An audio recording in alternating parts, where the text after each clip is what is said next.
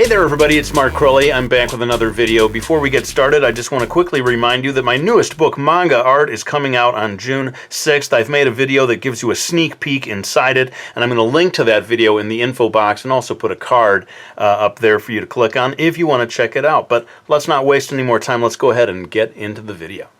Alright, so today's video is going to be focusing on facial expressions. What I've done here is made a drawing of Rapunzel from Tangled, but I left out her eyebrows and I left out her mouth. Then I copied it so that we would have 6 different versions, and what I want to do is show how we can present 6 completely different facial expressions just by changing the eyebrows and the mouth. So let's go ahead and zoom in on this first one so as to draw the first facial expression.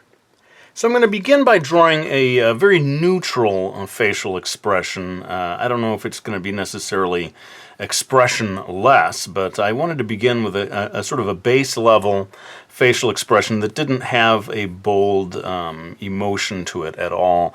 Maybe you would imagine this being in a scene where she's just listening to somebody, paying attention to what they're saying, but not reacting necessarily in a big way. Now, I want this video to be short, and, you know, let's face it, some people get a little tired of hearing me talk with my Kermity the Frog voice. So what I'm going to do is do all of these mostly in time-lapse, but I will come back to explain the effects that I went for in terms of the facial expressions.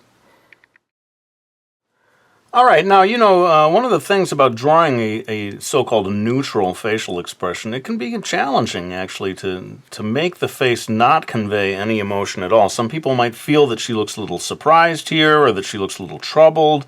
It really can be a challenge, and most of it comes down to the eyebrows and the angle of them to convey a complete lack of emotion.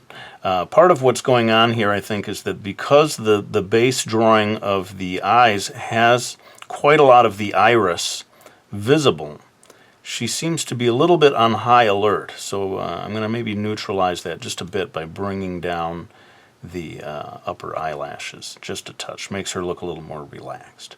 Well, that's it for the neutral facial expression. Let's move on to the next one. So for this one, I just want to make her smiling and looking happy, basically. And to me, that means having the eyebrows have maybe just a little bit of an angle coming down, just a touch. We normally associate this with angriness, angriosity. But there is something about when combined with a smile, if there's a very slight angle to the eyebrows, it just makes her look a little more alert, a little more paying attention, I suppose. And again, I'm going to bring in Old Man Time-Lapse to help me finish off drawing the smile here. Then I'll be back to talk a little bit about how I got the effect that I was looking for. Okay, so this is not a big toothy grin or anything, but hopefully we just have a nice feeling of contentedness, or she's enjoying herself. Having a good day, a good hair day, as Rapunzel always does. Note the width of the smile here. That's really more of a Disney thing. Disney, I have noticed, they tend to draw very wide smiling mouths, and maybe that's why their characters look so happy when they are happy. Let's move on now to expression number 3. Alright, now I said with the last one that it wasn't a big toothy grin, and I don't know if this one will be a toothy grin either, but I am going to actually show the teeth, so it's going to be a bigger, happier looking smile. And in fact, what I want to do with this one is to show you two, in a way, show you 2 expressions in one. And I'm going to begin leaving out the eyebrows, which of course looks a little weird when you see someone with no eyebrows at all. But you will soon see the method to my madness. Let's go ahead. I'll use time-lapse just to finish off the smile here. So I decided to shift focus back just a little so that we could compare the 2 smiles. As you might expect, when you see the teeth, the smile becomes even more joyous looking. But here's my little trick that I want to do, is show how that when you add in apologetic looking eyebrows, you get this look of embarrassment. And I've always found that interesting, the degree to which the eyebrows change the entire facial expression. As I have said before, I do feel that the eyebrows are the unsung heroes of facial expressions.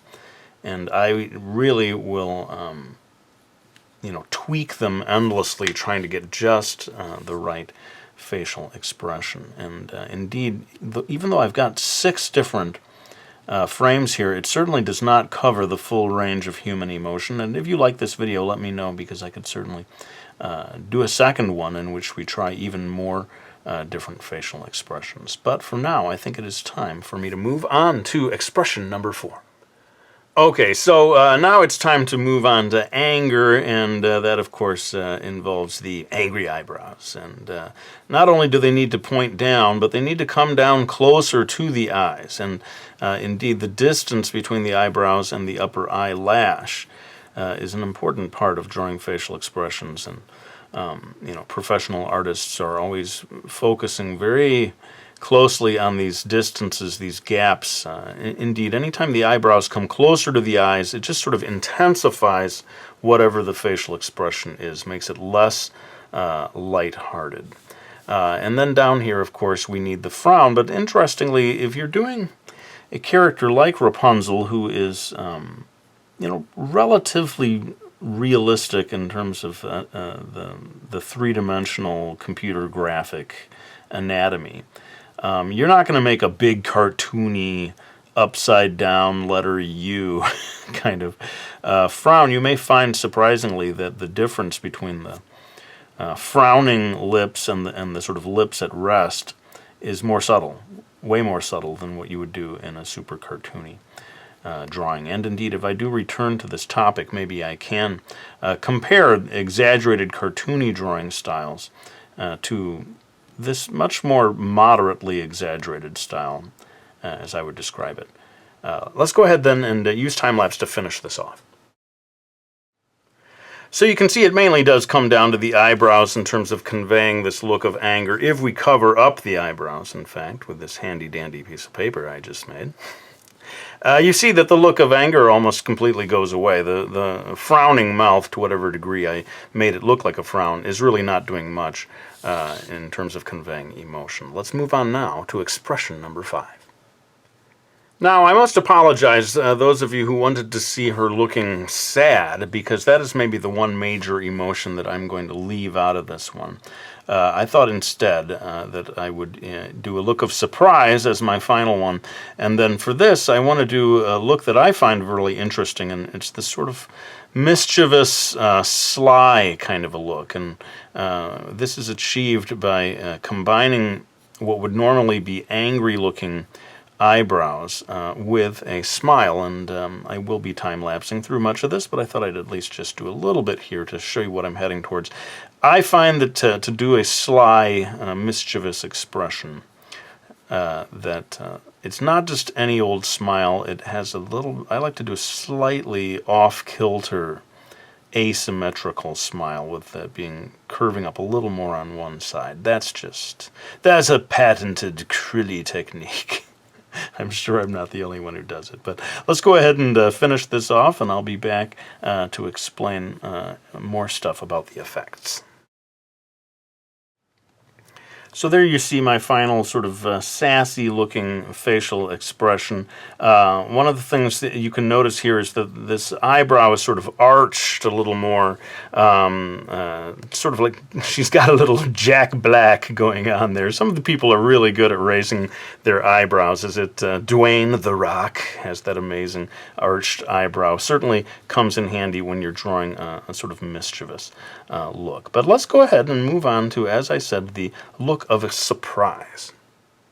All right, well, the look of surprise, there's not a whole lot of mystery to it. The eyebrows go up, we all know that, and so you have to maintain quite a distance, and especially in cartoony styles, sometimes the eyebrows are like literally leaping off of the forehead. We're not going to go that far with Rapunzel, but notice that gap. There's almost like an eye's worth of distance that I've put in here just to sort of guarantee that you're going to have a look of surprise. The other part of it is, of course, the mouth, and unfortunately, again, with this sort of Disney CG, fairly realistic anatomy, drawing an open mouth is going to take a considerable amount of time just to draw the lips, the teeth, maybe an indication of the tongue and so forth. If you were drawing in a much more cartoony style, you can sometimes just get away with a dot or a circle and sort of a symbol of a mouth. Here we really are going to be trying to draw an actual mouth.